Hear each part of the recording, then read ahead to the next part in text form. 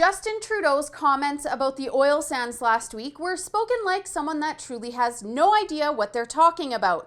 So what else is new? Here's what he had to say. You can't make a choice between what's good for the environment and what's good for the economy. We can't shut down the oil sands tomorrow. We need to phase them out. We need to manage the transition off of our dependence on fossil fuels. That is going to take time. And in the meantime, we have to manage that transition. This is myth number one.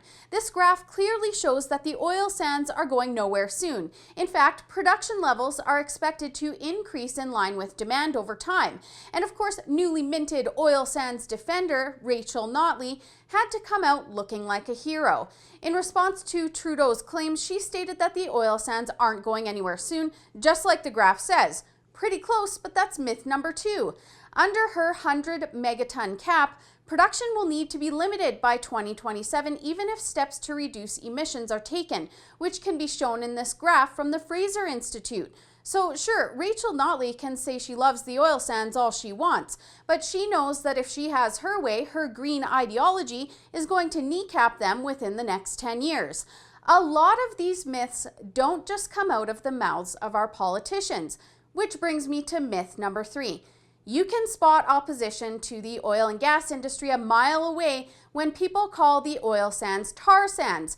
This is a historical term used to demonize. Actually, neither term is correct since it's bitumen in the sands, a type of hydrocarbon that's a lot thicker than conventional crude and has more carbon than hydrogen, contains nitrogen, sulfur, heavy metals, and impurities, but oil sands is the accepted industry name. So keep in mind that whenever you hear the word tar sands, you know immediately that this person is likely opposed to them. And then there's myth 4, the oil sands are dirty. Well, that's another one we can blame on a politician. Obama said it without checking in his own backyard beforehand. When comparing GHGs released from upstream processes, there are 13 oil fields in California that are worse than Canada's oil sands emissions. The worst in North America? The Placerita oil field just outside of Los Angeles with 2 times the GHG emissions of any Canadian oil sands operation. Why don't we ever hear about Leonardo DiCaprio and all of these Hollywood elites protesting in their own homes?